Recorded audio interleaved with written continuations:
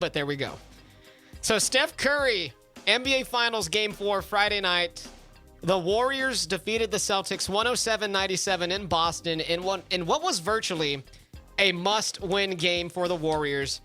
Steph Curry, legendary performance, 43 points, 10 rebounds, 4 assists. He made 7 3-pointers and shot 14 of 26 from the field. Honestly, man, when I was watching Steph and I was sitting there on my couch, sports hard. Just straight up blood rush. I was excited beyond belief. I was hitting y'all guys up in the text chat saying, this is legendary. Get to the channel right now. And it was in a hostile crowd, hostile environment, and they needed every one of those 43 points from Steph. Honestly, one of the best performances I've ever seen out of a player in the finals. Let's go around the table. Thoughts on the game. Let's start with Jerry. Well, it was a kind of disappointing series until Steph showed up and started showing why he's one of the great players we have right now. Can he keep it up for the next 3 games? That's the only way they're going to win. Well, he's been able to do it so far during the finals, because during the finals, through 4 games, Steph has averaged 34 points a game, 6 rebounds, 4 assists, 2 steals. He's shooting 50% from the field and 49% from 3 through 4 finals games. Steph Curry is absolutely on a tear, and don't mind you, he's doing this against the number 1 ranked defense in basketball and the defensive player of the year, Marcus Smart.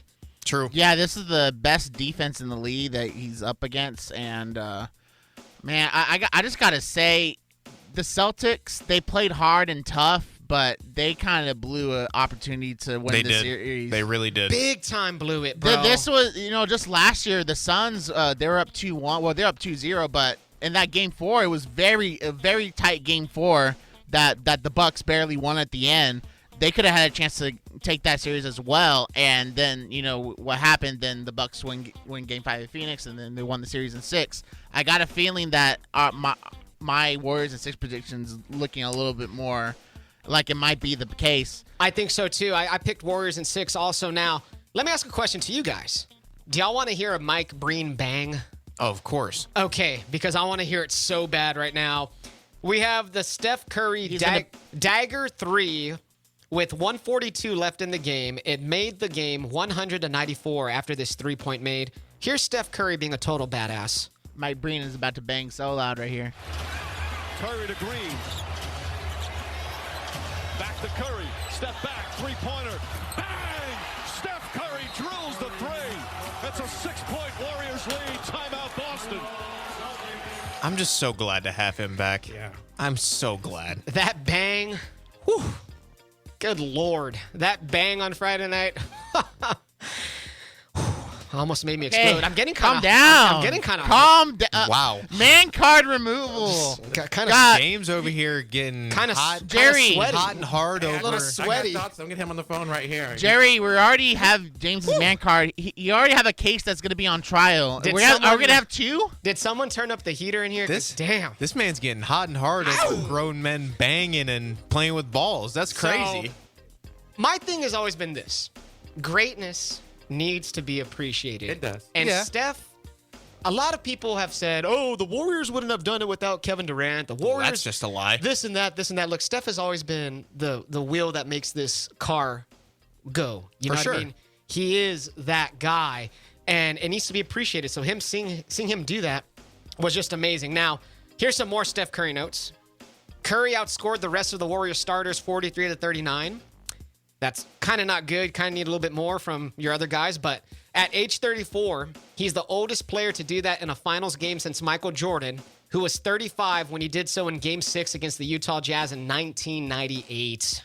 Well, speaking of the rest of the Warriors' offense, if you're talking about offensive output, it's pretty much a 4v5 because Draymond Green is just a complete no-show. And I like He James. never James usually does this a lot. It's a thing he does where like a player's struggling, but they actually make one good play, and then he'll like talk about it as if it's like the play of the year. Like Draymond got a rebound that the ball bounced right to him, and then he made a wide open pass to a wide open Kayvon Looney.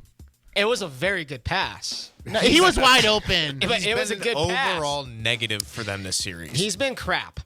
Dude, Okay. Steve Kerr benched them for most of the second half. Y'all want to know Draymond Green's stat line in Game 4?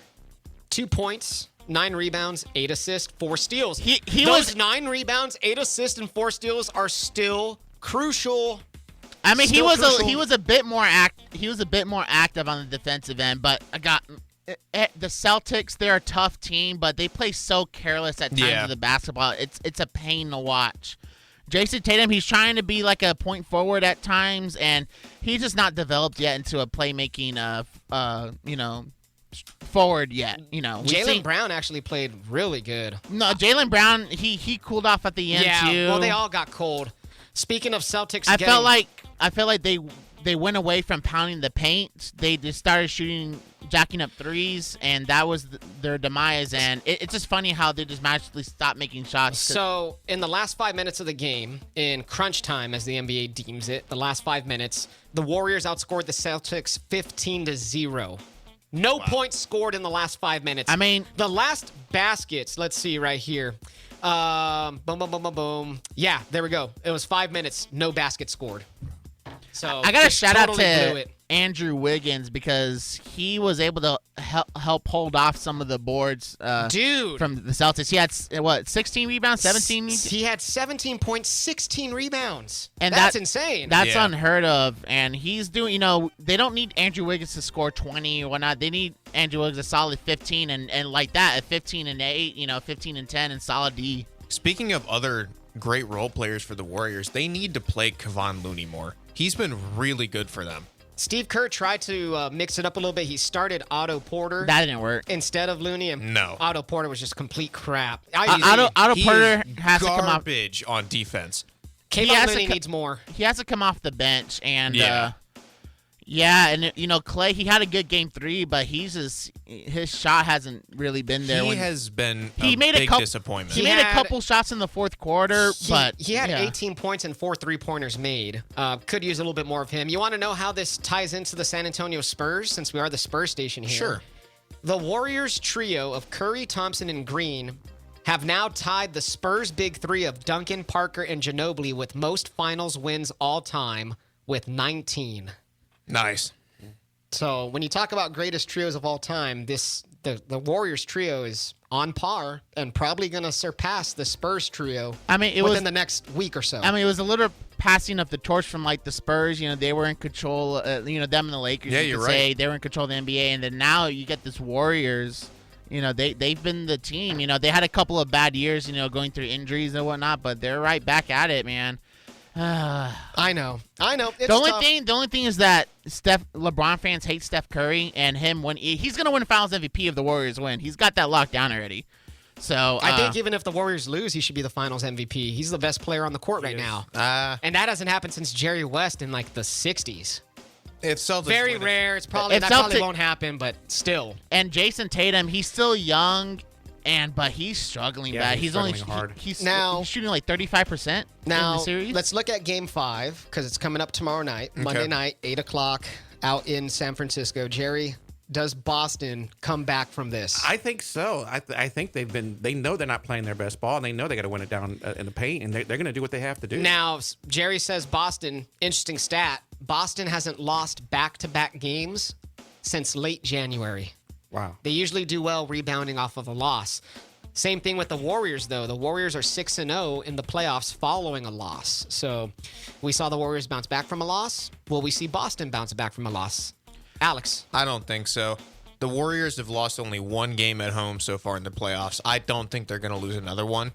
It really seems hard for me to think the Celtics can go to Golden State again and beat them at home again. It really seems unlikely. I was high on the Celtics, but seeing how they've been playing, I really can't see them taking another game. Well, from the Golden State at home. 2019 Warriors were also dominant at home until they ran to the Raptors. The series isn't lost for the Celtics, but man, they just it was one of those, they needed that game. Yeah. Like it was right there for them to get, and they couldn't get it. They needed to keep home court. I really want to see Steph Curry in these next two games close it out, score 30-plus points each game. I want to see that legacy moment for him that Jordan had, that LeBron has had, that Tim Duncan has had, that several others have had.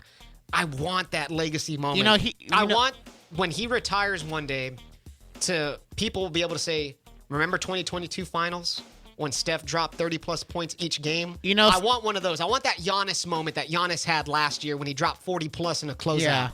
Yeah. Steph Curry's probably, all-time ranks probably, between 15 and 20 around there. He might, if he closes out the series like he did in game, like what he did in Game 4, possible like top 10 talk.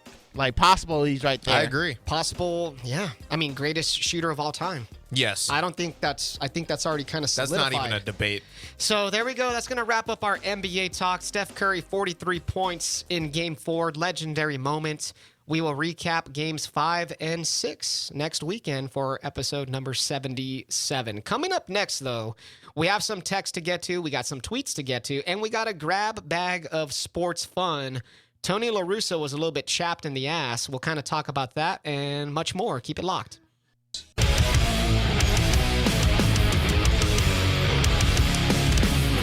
Welcome back to the Sunday Sports Rush. James Espinosa, Alex Weister, Aiden Ducker, and Jerry Plemons with you this morning. Last segment of the show. But before we get to that, shout out to the Delino Law Group. 956 Lawyers is their number if you need a personal injury attorney. And guess what? You never know when you might need one. Accidents happen all the time. Motor accidents, motorcycle accidents, vehicles, all that good stuff. Even work accidents. You need somebody to defend you. And the Delino Law Group, they are those people. Hit them up at 956 Lawyers. It's 956 Lawyers. The Deluna Law Group, thank you for sponsoring the show, and let them know that the Sunday Sports Rush sent you. All right, last segment here. We got some text to read and some tweets to read, so do y'all guys want to do that? Go ahead. Let's do it. Okay. Dotson Lewis is in here on the text line. Yes. 361-882-5397. Dotson is weighing in on the most dominant sports championship teams of all time, sports championship performances. Can't wait to see the historical stuff he gives us. Dotson Lewis says, no question on winning when it comes to UCLA basketball under John Wooden. Yeah. He says he worked a few of their games. What fun he had. So there we go. That is legendary. John Wooden. Abdul-Jabbar. UCLA, man. What was it in the 60s? They won early 70s, I think. late 60s, maybe early 70s. They won I don't even know how many NCAA titles in a row.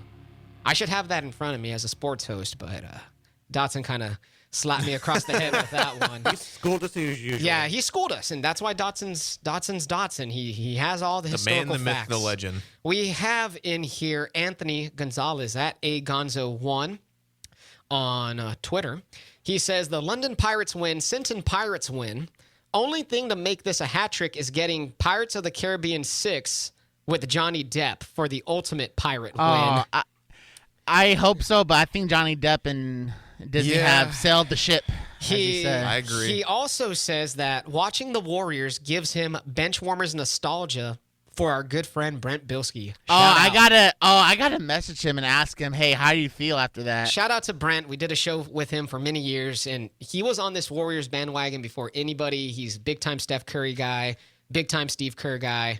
No, he doesn't like Steve Kerr. Sometimes he doesn't like Steve Kerr, but he's a big Warriors He likes guy. He likes Stephen Clay, though. And, he's one of the many talented people I've ever had a chance to work with. So shout out to Brent. Go ahead, I actually Alex. have an interesting story about Warriors bandwagon. I have a good friend of mine who, back in the day, back when they had Monte Ellis, he was a fan of the Warriors, but once they started really getting going, he actually jumped ship and didn't want to be a fan of them anymore, and now he's a fan of the Sacramento Kings. And so, something interesting. happened in your friend's life. Yeah. Well, he lives in Sacramento. That's why. Oh, okay. Well, okay. Even then, still. Wow, so he was a Monte Ellis, Baron Davis type of Warriors fan? Yep. That's old school. Sorry, Jerry. I don't want to bring up bad memories. That's old school. 07. You need to bring out the doll and be like, where did they hurt you? And point it to him. Be like, show us where they hurt you. But, Jerry, I wanted to get you, because Jerry, you're a Mavericks fan. Yes. I just want your thoughts on, I know the season ended, against the Warriors, but I want your thoughts on what happened Game 7, Suns and Mavs. As a Mavs fan, I've never seen a team not show up like that ever. The Mavericks are stuck. They've got Luka and they've got nothing else really. And, Yeah. And until they get that corrected somehow, they're just Luka and a bunch of role guys. Yeah, they're going to be. I think they overachieved this year, but the talent in the West is. They kind of punched up. Yeah, you know what did. I mean? They punched above their weight class a little bit, and then the Warriors dominated them. But they get that second guy in there, and all of a sudden the Dorian Finney-Smiths, the Jalen Brunsons, the Maxi Klebas, they're able to be utilized in more of a role that